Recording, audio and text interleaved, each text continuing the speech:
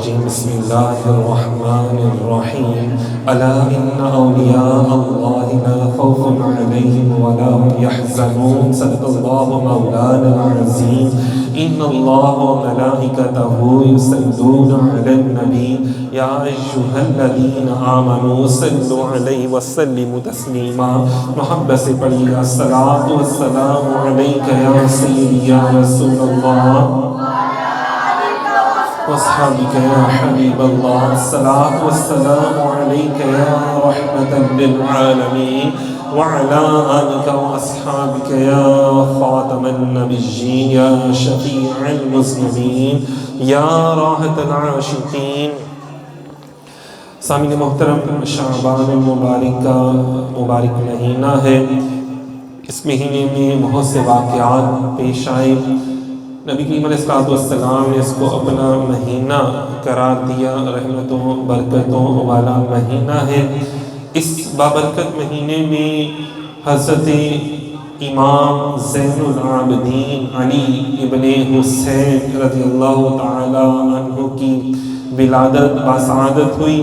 کچھ روایات میں 9 شعبان آتا ہے اور کچھ میں 15 شعبان، لیکن سب اس بات پر متفق ہے کہ شعبان کے مہینے میں آپ کی ولادت باسعادت ہوئی۔ سامعین محترم، اللہ کے ولی مولا علی شیر خدا کی آل اولاد حضرت مولا علی شیر خدا کی ظاہری حیات پاک میں آپ کی ولادت ہو چکی تھی۔ جب واقعہ کربلا پیش آیا تو مختلف روایات ہیں، زیادہ تر معتبر روایات میں آتا ہے کہ آپ کی عمر تقریباً 30 سال کے قریب تھی، 30 سال کے قریب تھی، اور آپ بخار کی کیفیت میں تھے، جس کی وجہ سے حضرت امام حسین پاک رضی اللہ تعالیٰ عنہ نے آپ کو جہاد کے لیے نہیں بھیجا۔ سامعین محترم، حضرت امام سجاد بھی آپ کو کہا جاتا ہے۔ زین العابدین آپ کا لقب ہے کہ عبادتوں کی زینت، کہ اللہ رب العزت نے آپ کو یہ سعادت عطا فرمائی تھی کہ وہ آپ بہت زیادہ عبادت و ریاضت میں مشغول رہا کرتے تھے۔ سامعین محترم، سب کی عبادات کا، سب کے معاملات کے اپنے اپنے درجات ہوتے ہیں۔ اگر ہم دیکھیں امام زین العابدین رضی اللہ تعالیٰ عنہ کا درجہ کیا ہے، تو آپ اس بات سے دیکھیں کہ جب امام زین العابدین میدان کربلا میں تشریف لے کر گئے تھے، تقریباً 30 سال کی عمر تھی، اور یہ سارا واقعہ پیش آیا، اور اس واقعے کے بعد جتنے معاملات ہوئے، گلے میں اور ہاتھوں میں زنجیریں اور توپ پہنائی گئے، اور جب آپ واپس آئے تو چند دنوں میں ہی آپ کی داڑھی مبارک کے جو بال تھے نا، وہ سارے سفید ہو چکے تھے، وہ سب کے سب سفید ہو چکے تھے۔ اور وہ کیا تھا کہ غم کی شدت اتنی زیادہ تھی کہ جس شخص نے اپنے باپ کو، اپنے بھائیوں کو، اپنے کزنوں کو، چچا زاد، تایا زاد کو اپنے سامنے شہید ہوتے دیکھا ہو، اپنے نانا جان کے صحابہ کو شہید ہوتے دیکھا ہو، تو آپ سوچیں ذرا ان کے غم کا عالم کیا ہوگا۔ حضرت امام حسین پاک رضی اللہ تعالیٰ عنہ کی ایک اور زوجہ محترمہ تھی، تو وہ جب آئیں تو انہوں نے دیکھا کہ قافلے کے آگے کوئی بوڑھا شخص آ رہا ہے، اس کے بال سفید ہیں، بوڑھا شخص آ رہا ہے، تو انہوں نے پردہ کرنا چاہا۔ تو امام زین العابدین نے فرمایا کہ دیکھیں کہ کیا اسے کہتے ہیں، پردہ مجھ سے تو آپ کا پردہ نہیں بنتا، مجھ سے آپ کا پردہ نہیں بنتا۔ کچھ روایات میں آتا ہے کہ حضرت امام حسین پاک کی زوجہ تھی، کچھ روایات میں اور بھی رشتے کا نام آتا ہے، لیکن وہ قریبی رشتہ تھا، اتنا قریبی رشتہ تھا، محرم والا ان کا رشتہ تھا۔ تو انہوں نے فرمایا میرے سے، میں آپ کے بیٹوں کی جگہ ہوں تو میرا تو آپ کا پردہ کرنا نہیں بنتا۔ تو پھر انہوں نے آواز سے پہچانا کہ زین العابدین ہے، یہ امام زین العابدین ہے، کہ جب گئے تھے جوان تھے، جب کربلا کے میدان سے واپس آئے تو وہ بوڑھے ہو چکے تھے۔ مطلب اس غم نے ان کے جو چہرے اور داڑھی کے بال تھے ان کو سفید کر دیا تھا۔ امام ظاہری ایک عالم ہوئے، تو وہ جب ان کے پاس گئے، امام زین العابدین کے پاس، اور جب وہاں پہ ان کو گلے میں توک ڈالا ہوا تھا، اور جب آپ کے ہاتھوں میں زنجیریں تھیں، تو وہ رونے لگا۔ امام جو تھے نا، امام ظاہری، وہ رونے لگے تو انہوں نے کہا کیا ہی بہتر ہوتا کہ آپ کی جگہ مجھے باندھا ہوتا اور آپ سلامت رہتے۔ آپ تو حسین پاک کے بیٹے ہیں، مولا علی کے پوتے ہیں، نواسہ رسول صلی اللہ علیہ وسلم کے جگر گوشہ ہیں، تو کاش۔ تو آپ نے فرمایا کتنی بڑی بات ہے کہ زہری تو یہ خیال کرتا ہے کہ ان زنجیروں اور توق سے میں تکلیف میں ہوں، اگر میں چاہوں تو یہ فوراً اتر جائیں، مگر یہ اللہ کی نشانیاں ہیں، ہم اللہ کی رضا پر راضی رہنے والے لوگ ہیں۔ اور یہ کہتے ہوئے آپ نے ہلکا سا ہاتھ مارا اور وہ زنجیریں ٹوٹ گئیں، اور جب گلے کو توق کو ہلکا سا ہاتھ کھینچا تو وہ بھی ٹوٹ گیا، حالانکہ یہ لوہے کا ہوتا ہے۔ دکھانا مقصود تھا کہ یہ ہمیں قید نہیں کیے ہوئے، یہ تو ہم خود یہاں موجود ہیں۔ یہ ان زنجیروں کا کمال نہیں کہ انہوں نے ہمیں جکڑا ہوا ہے، یہ تو ہم اللہ کی رضا پر راضی رہنے والے لوگ ہیں، صبر کرنے والے لوگ ہیں، کیونکہ ان اللہ مع الصابرین، کہ اللہ بے شک صبر والوں کے ساتھ ہے۔ سامعین محترم، یہ معاملات ہوئے، لیکن اس کے بعد بھی آپ کی زندگی بہت زیادہ مشکلوں میں گزری۔ امام زین العابدین وہ ہستی ہیں کیونکہ تمام نواسہ رسول شہید ہو چکے ہوئے ہیں، اندازہ کریں، اور آپ کا کوئی بھائی بھی موجود نہیں۔ سیدہ کائنات بی بی فاطمہ الزہرا رضی اللہ تعالی عنہا مولا علی شیر خدا کی آل میں سے اس وقت صرف امام زین العابدین جو تھے وہ ظاہری طور پہ موجود تھے، اور اس وقت دنیا میں آپ سے بڑا کوئی شخص نہیں تھا، علم اور رتبے میں، مقام میں، روحانیت میں بھی کسی بھی حوالے سے آپ سے بڑی شخصیت اس وقت کوئی نہیں تھی۔ سامعین محترم، لوگوں کو بھی معلوم تھا کہ آپ ہی حسین پاک کے بیٹے ہیں، علی ابن حسین ہیں، اور علم کا جو رتبہ آپ کو عطا کیا وہ اللہ نے کسی کو عطا نہیں کیا۔ سامعین محترم، محمد ابن حنیفہ جو حضرت مولا علی شیر خدا کی ایک اور زوجہ کی اولاد میں سے تھے، تو وہ تشریف لے کر آئے، تو انہوں نے کہا کہ آپ زین العابدین، آپ میرے امام ہونے کا اعلان فرما دیں، آپ میرے امام ہونے کا اعلان فرما دیں۔ میں نے کہا میں آپ کے امام ہونے کا اعلان کیسے کر دوں جبکہ آپ اس کے حقدار ہی نہیں ہیں؟ تو انہوں نے کہا میں آپ کا چچا لگتا ہوں رشتے میں، تو مجھ سے زیادہ کون حقدار ہوگا؟ فرمایا چلیں جو ہم سے بہتر ہے اس سے فیصلہ کروا لیتے ہیں۔ فرمایا ہم سے بہتر اس وقت کون ہوگا؟ فرمایا حجر اسود۔ دونوں حضرات حجر اسود کے پاس چلے گئے۔ آپ نے حضرت محمد ابن حنیفہ کو فرمایا کہ آپ حجر اسود کو پکاریں، بلائیں، آواز دیں۔ 3 دفعہ آواز دی، اس نے جواب نہیں دیا۔ پھر امام زین العابدین نے جب آواز دی کہ حجر اسود بتاؤ اس وقت امامت کا زیادہ حقدار کون ہے، تو حجر اسود کو اللہ نے آواز عطا فرما دی۔ تو حجر اسود نے کہا کہ اے محمد ابن حنیفہ، اس وقت پورے روئے زمین میں زین العابدین سے بڑا کوئی نہیں ہے، زین العابدین سے بڑا کوئی ہستی نہیں ہے، اسی لیے جو امامت کے حقدار ہیں وہ یہی ہیں۔ ہر چیز کے حوالے سے اللہ تعالیٰ نے ان کو یہ رتبہ عطا فرمایا۔ سامعین محترم، ہم سنتے ہیں امام اعظم امام ابو حنیفہ رحمۃ اللہ علیہ بہت بڑی ہستی ہیں، فقہ کے عالم میں بہت بڑی ہستی ہیں، اندازہ کریں۔ ان کے استاد امام جعفر صادق رحمۃ اللہ علیہ بہت بڑی ہستی ہیں کہ جن کی بارگاہ سے لوگ فقہ کے امام بن رہے ہیں، حدیث کے امام بن رہے ہیں، تفسیر کے امام بن رہے ہیں، جن کی بارگاہ میں بیٹھ کے لوگ کیمیا دان بن رہے ہیں۔ ان کے استاد کون ہیں؟ امام باقر رضی اللہ تعالی عنہ، کہ جن کی بارگاہ میں بیٹھ کے بڑے بڑے لوگ صوفیاء بن رہے ہیں، اور ان کو علم کہاں سے مل رہا ہے؟ امام زین العابدین رحمۃ اللہ علیہ کی بارگاہ سے۔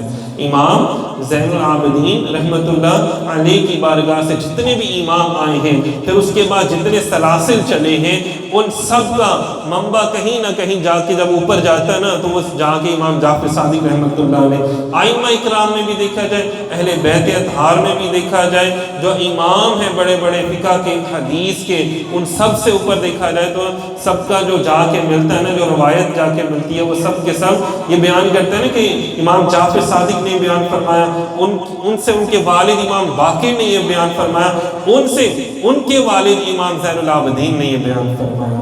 تو امام زین العابدین وہ ہستی ہیں کہ جن کے ذریعے قرآن کی تفسیر بھی ہم تک پہنچی، جن کے ذریعے حدیث رسول صلی اللہ علیہ وآلہ وسلم ٹھیک حالت میں ہم تک پہنچی۔ اندازہ کریں اور آپ وہ ہستی ہیں کہ جن کے بعد اولیاء اللہ جتنے تشریف لے کر آئے ان سب کی تربیت جو تھی، جیسے امام حضرت حسن بصری رحمۃ اللہ علیہ تشریف لے کر آئے، وہ بھی آپ کی بارگاہ میں حاضر ہوتے تھے، حالانکہ وہ مولا علی پاک کے دور میں موجود تھے، لیکن کیونکہ اللہ نے مقام امام زین العابدین کو عطا فرمایا تھا نا، ہم امام کہتے ہیں ان کو کہ اولیاء کی صف کے وہ امام ہیں، امام شریعت ہے، امام طریقت ہے۔ لیکن توبہ نعوذ باللہ کہ آج کے دور میں بھی کچھ ایسے فرقے ہیں کہ جو امام کا مطلب توبہ نعوذ باللہ رسول لیتے ہیں، اور رسول لے کر وہ حضور علیہ السلام کی عقیدہ ختم نبوت کی نفی کرتے ہیں۔ تو حضرت امام زین العابدین وہ ہستی ہیں کہ جنہوں نے تو ساری عمر عقیدہ ختم نبوت کے اوپر پہرا دیا کہ سب کچھ کر آ کے بھی، بڑے بڑے معاملات ہو کے بھی، حضرت امام باقر رضی اللہ تعالیٰ عنہ فرماتے ہیں کہ حضرت امام زین العابدین کی ذات سے صرف انسان ہی استفادہ نہیں کرتے تھے، صاحب شریعت لوگ، صاحب طریقت لوگ، صاحب معرفت لوگ ہی صرف استفادہ نہیں کرتے تھے، بلکہ جانور بھی آپ کی بارگاہ سے فیض حاصل کرتے تھے۔ کہ ہرنی آئی اور آپ کی بارگاہ میں آ کے بیٹھ گئی، رات کا ٹائم تھا، عشاء کے بعد کا ٹائم تھا، تو باہر سے نا دروازہ بار بار اپنا سر دروازے کو مار رہی، امام باقر باہر تشریف لے کے گئے، دیکھا ایک ہرنی آئی ہے، پوچھا بھی کیا ہو رہا ہے باہر؟ عرض کیا حضور ایک ہرنی ہے، وہ شاید وہ آپ سے ملنا چاہتی ہے، وہ آپ کے پاس آنا چاہتی ہے، آپ کی طرف دیکھ کے بول رہی ہے۔ تو آپ نے فرمایا اس کو آنے دو۔ ہرنی آئی اور لوگوں نے دیکھا، امام باقر فرماتے ہیں میں نے دیکھا کہ وہ آپ کے پاس چلی گئی اور آپ کے کان کے پاس جا کے کچھ بولنا شروع کر دیا اس نے۔ تو آپ اسی وقت اٹھے، اپنا عصا مبارک پکڑا، آپ نے اپنا امامہ شریف پہنا اور باہر نکل گئے۔ باہر نکل گئے کہاں گئے؟ ایک شخص تھا، اس کا یہ کام تھا کہ وہ روزانہ جنگل سے جانور پکڑ کے لاتا تھا اور صبح جا کے اس کو بیچ آتا تھا۔ تو اس نے کیا کیا تھا، اس ہرنی کے 2 بچوں کو پکڑ لیا تھا، 2 بچوں کو پکڑ لیا، اور ہرنی بے چین ہو گئی کہ حضور آپ تشریف لے کے جائیں اور آپ میرے بچوں کو ان سے چھڑوائیں جا کے، اور آپ اس کی زبان کو سمجھ بھی رہے ہیں، آپ اس کی زبان کو سمجھ بھی رہے ہیں، اس سے بات بھی کر رہے ہیں، اور آپ نے جا کے اس سے کہا کہ بھئی تمہارے پاس ابھی کوئی جانور ہے، ہرن کے بچے جیسے کوئی ایسے جانور؟ نے کہا ہاں جی میں ابھی پکڑ کے لے کر آیا ہوں، لیکن میں نے تو اس کو صبح جا کے فروخت کرنا ہے، تو ابھی تو میں نے کسی کو بتایا نہیں، تو آپ کو کیسے پتہ چل گیا؟ ابھی تو میں نے بازار میں یا کسی کو بتایا ہی نہیں کہ میں اس کو بیچنا چاہتا ہوں یا میں پکڑ کر لایا ہوں، میرے پاس جانور ہیں، بچے ہیں۔ تو آپ نے فرمایا اس بات کو چھوڑو، تم بتاؤ یہ مجھے فروخت کرو گے تم؟ نے کہا جی ٹھیک ہے، آپ لینے آیا، صبح بھی تو بیچنا ہی ہے نا، تو بھی بیچ دیتا ہوں، تو 20 درہم لوں گا۔ تو آپ نے 20 درہم اس کو دیے، ہرنی کے بچے لیے، اور وہ جا کے اس ہرنی کو پیش کر دیے، کس نے؟ امام زین العابدین رحمۃ اللہ علیہ۔ تو یہ دیکھیں یہ وقت کے وہ امام ہیں کہ جن کی حکومت صرف انسانوں پر نہیں چلتی تھی بلکہ کس پر چلتی تھی؟ جانوروں پر بھی چلتی تھی۔ سامعین محترم، اس طرح کے بے شمار ایسے واقعات ہیں۔ میں نے ابھی پڑھا الا ان اولیاء اللہ لا خوف علیہم ولا هم یحزنون، کہ اللہ والوں کو نا کوئی خوف اور ڈر نہیں ہوتا۔ بڑے بڑے معاملات ہوئے، بڑی بڑے آپ کی شہرت اتنی زیادہ ہو گئی، علمی حوالے سے بڑی معتبر شخصیت، ہر لحاظ سے روحانی حوالے سے بڑی معتبر شخصیت، تو جو وقت کا حکمران تھا عبد الملک بن مروان، اس کو لوگوں نے بھڑکا دیا کہ جناب صاحب آپ بادشاہ ہیں، آپ کی ہونی چاہیے لوگوں کے سامنے بڑی واہ واہ ہونی چاہیے، لیکن لوگ تو ان کے پاس جاتے ہیں۔ تو انہوں نے کیا کیا، ان کو پکڑ کے کسی نہ کسی جھوٹے مقدمے میں جیل میں ڈلوا دیا اور بڑے ظلم و ستم کیے۔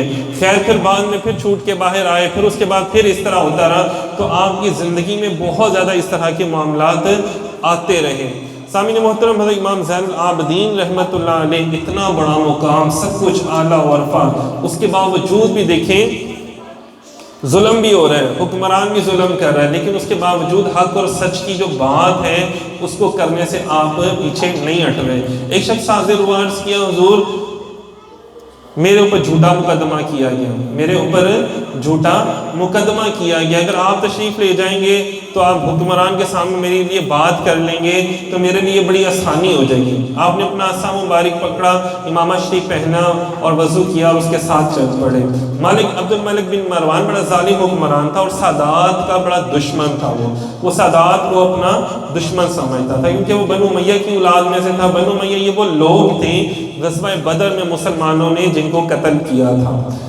غزوہ بدر میں جب اسلام اور کفر اور حق کی جب جنگ ہوئی تھی تو حق کو اللہ پاک نے اسلام کو فتح عطا فرمائی تھی، لیکن ان کے دلوں میں وہ لوگ مسلمان تو ہو گئے تھے لیکن ان کے دلوں میں منافقت جو تھی نا وہ ویسے ہی موجود تھی، اور اس وجہ سے وہ اہل بیت اطہار کے سخت دشمن تھے۔ لیکن جب امام زین العابدین تشریف لے کر گئے تو آپ نے 3 دفعہ اس کے سامنے اپنا عصا زمین پر مارا اور فرمایا کہ ابھی تم نے اس کا مسئلہ نہ حل کیا تو پھر اس کے بعد پھر میں اس کا مسئلہ حل کروں گا۔ کیوں؟ انہوں نے کہا کہ تم کون ہوتے ہیں تم مسئلہ حل کرنے والے؟ تو آپ نے فرمایا کہ میں علی ابن حسین ہوں، میں علی ابن حسین ہوں، میری اس سے بڑھ کر وہ کیا پہچان ہوگی کہ میں علی ابن حسین ہوں۔ عبد المالک نے جو تھا بڑا ڈر گیا اور اسی ٹائم اس نے اس بندے کا مقدمہ جو تھا واپس کر دیا، اور لوگوں نے بعد میں کہا کہ یار وہ تو ایک عام سا درویش سا بندہ تھا، اس کے پاس صرف ایک عصا تھا، تو آپ اس سے ڈر گئے۔ انہوں نے کہا کہ جب وہ یہ بول رہے تھے تو میرا دل اندر سے کانپنا شروع ہو گیا تھا، میری روح اندر سے کانپنا شروع ہو گئی تھی، مجھے لگ رہا تھا کہ اگر ان کی آواز میں اتنی گرج تھی، اگر میں ان کی بات پر عمل نہ کرتا تو شاید میرا اسی ٹائم مطلب جان قبض ہو جاتی ہے، نکل جاتے، کچھ ایسا معاملہ میرا ہو جاتا۔ سامعین محترم، تاریخ اس بات کی گواہ رہی ہے کہ جتنے بڑے بڑے ظالم حکمران ہوئے ہیں ان کے سامنے اگر کسی نے کلمہ حق بلند کیا تو اللہ والے ہی ہوئے، وہ اللہ والے ہی ہوئے ہیں۔ آج ماشاءاللہ سے ہم ادارہ جاء الحق میں قرآن پاک کی تفسیر کی کلاس ماشاءاللہ سے کروا رہے تھے، تو اس میں سورہ کہف کا بیان کیا گیا۔ تو دیکھیں صحابہ کہف کون لوگ تھے؟ وہ عیسیٰ علیہ السلام کی امت کے اولیاء تھے، کہ جب ظالم حکمران آیا اور اس نے کہا کہ نہیں تم نے ایک خدا کو نہیں پوچھنا بلکہ تم نے اور خداؤں کو پوچھنا ہے، تم نے جیسا میں کہتا ہوں ویسے تم نے عبادت کرنی ہے، تو انہوں نے پہلے اس کے سامنے سر اٹھایا کہ نہیں، ہم نے تو ایک وحدہ لا شریک خدا کی عبادت کرنی ہے۔ اس سے ان کے اوپر ظلم کرنے لگا تو وہ پھر وہاں سے چلے گئے۔ تو وہ دیکھیں وہ امت کے اولیاء تھے، کن کے؟ عیسیٰ علیہ السلام کی امت کے اولیاء اللہ تھے۔ اسی طرح اس میں آگے واقعہ بیان ہوا موسیٰ اور خضر علیہ السلام کا، موسیٰ علیہ السلام اور خضر علیہ السلام کا، تو وہ بھی ان کی امت کے اولیاء میں سے شمار کیا جاتا ہے۔ بہت کم ان کو کہتے ہیں کہ نبی، لیکن زیادہ تر یہی آتا ہے کہ وہ اللہ کے ولی تھے، حضرت خضر علیہ السلام۔ تھوڑا سا اور آگے چلتے ہیں سورہ کہف میں تو ذوالقرنین کا ذکر آتا ہے کہ وہ بھی اللہ کے ولی تھے، برگزیدہ انسان تھے، ہستی تھے، اور اللہ نے ان کو بہت سے اختیارات سے نوازا ہوا تھا، اور وہ سفر کرتے تھے، لوگوں کی مدد کرتے تھے، اور ظلم جہاں پر ہو رہا ہوتا تھا وہاں پہنچتے تھے اور لوگوں کو ظالم کے شکنجے سے چھڑواتے تھے، مظلوم کی مدد کرتے تھے۔ سامعین محترم، یہ باتیں جب ہم قرآن پہ پڑھتے ہیں تو ان کا یقین کر لیتے ہیں کہ اللہ کے ولی موجود تھے، لیکن جب یہی واقعات ہم نبی پاک صلی اللہ علیہ وسلم سید الانبیاء امام الانبیاء کی امت کے اولیاء کی پڑھتے ہیں تو انکار کر دیتے ہیں، اور یہ بڑی بھونڈی سی دلیل ہوتی ہے لوگوں کے پاس، اور نہیں جی ولی نہیں ہوندے۔ تو یار خضر علیہ السلام کون تھے بھائی؟ موسیٰ علیہ السلام کی امت کے اولیاء ہو سکتے ہیں اور ان کی نسبت سے کرم ہو سکتا ہے۔ حضرت خضر علیہ السلام جس جگہ پہ وضو فرمائیں اس وضو کرنے والی جگہ کو اللہ اتنا متبرک بنا دیتا ہے، اتنی شفا والا بنا دیتا ہے کہ موسیٰ علیہ السلام کی بھونی ہوئی مچھلی وہاں زندہ ہو جاتی ہے۔ اگر مقتدی نبی کی ولی کی یہ شان ہے جہاں وہ وضو کرے وہ بابرکت ہو جاتی ہے، تو پھر میرے داتا حضور کی شان کا عالم کیا ہوگا؟ پھر دیکھیں نا سید الانبیاء کی امت کا ولی جہاں وضو فرمائے اور جہاں پہ اس کا جسم ہو، داتا حضور کا جسم جہاں موجود ہوگا وہاں پہ کیا انوار و تجلیات کا نزول نہیں ہوتا ہوگا؟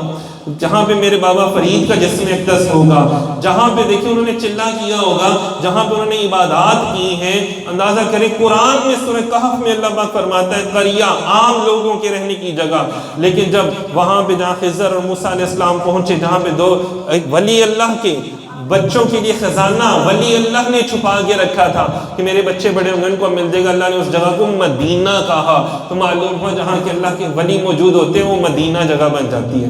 مدینہ مطلب شفا والی سرزمین بن جاتی ہے۔ جو ہم کہتے ہیں نا اجمیر کو اجمیر شریف کہتے ہیں، داتا کی نگری لاہور کو کہتے ہیں، سہون شریف کہتے ہیں، شرکپور شریف کہتے ہیں، تو یہ سارا ان پاکیزہ جگہ وہ بن جاتی ہیں اولیاء اللہ کی نسبت سے۔ تو امام زین العابدین وہ ہستی امام باقر رضی اللہ تعالیٰ کا بیان کروں گا کہ وہ فرماتے ہیں کہ میرے والد محترم کا جب وصال ہونے لگا نا تو انہوں نے فرمایا کہ مجھے نا دفنانا کہاں پہ جا کے، میرے بابا جان کی میرے تایا جان کے ساتھ مجھے دفنانا ہے، امام حسن رضی اللہ تعالیٰ۔ انہوں نے کہا میں تو وہاں پہ جاتا ہوں، وہاں پہ تو کوئی مجھے جگہ نظر نہیں ہے کیونکہ ان کی قبریں بالکل ساتھ ساتھ تھیں اور وہاں پہ جگہ بالکل بھی نہیں تھی۔ فرمایا اب جانا، اب جب میرا انتقال ہو جائے تو اب وہاں پہ جا کے قبر کی جگہ دیکھنا. وہ فرماتے ہیں میں پہلے بھی جاتا تھا قبرستان میں تو جگہ نہیں تھی, قبریں ساتھ ساتھ ملی ہوئی تھی, لیکن جب امام نے فرمایا تو میں جب گیا وہاں پہ تو پتہ چلا کہ ان کے لیے علیحدہ سی قبر کی جگہ نکل آئی ہوئی ہے. تو دیکھیں اگر وہاں کی کرامات ہو سکتی ہیں تو کیا امام زین العابدین کی کرامات نہیں ہو سکتی ہیں؟ وہ تو ان کے امتی ولی ہیں اور یہ تو ڈائریکٹ حضور کی آل ہے, یہ تو ڈائریکٹ حضور کی آل ہے. اگر اللہ ذوالقرنین رضی اللہ تعالیٰ عنہ کو اختیارات سے نواز سکتا ہے تو کیا اللہ امام زین العابدین کے ہاتھوں سے زنجیریں نہیں توڑوا سکتا؟ کہ اللہ پاک اتنے بڑے بڑے معاملات نہیں ہو سکتے؟ امام حسین پاک رضی اللہ تعالیٰ عنہ نے فرمایا تھا کہ اگر میں چاہوں تو میں حوض کوثر کا پانی یہاں منگوا سکتا ہوں, دریائے فرات کو حکم دوں تو وہ اٹھ کے یہاں پر آ جائے, وہ خود اپنا پانی یہاں لے آئے. ذرا غور کریں نا, خواجہ اجمیر بڑے سالوں بعد ان کے پوتے کے پوتے کے پوتے آتے ہیں, خواجہ اجمیر تشریف لاتے ہیں اور کیا انا ساگر کی جھیل کو کہتے ہیں کہ اس لوٹے میں بند ہو جا, وہ ہو جاتی ہے. تو جن کے پوتے آج ان کی نسل کے ایک بچے کا یہ مقام ہے تو خود امام علی مقام کا کیا مقام ہوگا؟ کہ کون کہتا ہے ترستے تھے حسین پانی کو, پیاسا پانی ترستا تھا حسین کے ہونٹوں کو. یہ وہ لوگ ہیں جو قربانی دینا جانتے ہیں, یہ وہ لوگ ہیں جو اللہ کی رضا میں راضی رہنا چاہتے ہیں, یہ رضا و تسلیم والے لوگ ہیں. دعا ہے اللہ رب العزت مجھے آپ کو ہم سب کو اللہ کی رضا میں راضی رہنے کی توفیق عطا فرمائے, اس کی جو رضا ہے, جو اس کی عطا ہے, اس کو تسلیم کرنے کی توفیق عطا فرمائے. اگر ہم پہ کوئی مشکلیں آتی ہیں تو اللہ ہمیں صبر کرنے کی توفیق عطا فرمائے, اور اللہ پاک ہمیں اولیاء اللہ کی محبت, ان کی نسبت, ان کی بارگاہ میں حاضری دینے کی توفیق عطا فرمائے. بہت شکریہ, جزاک اللہ.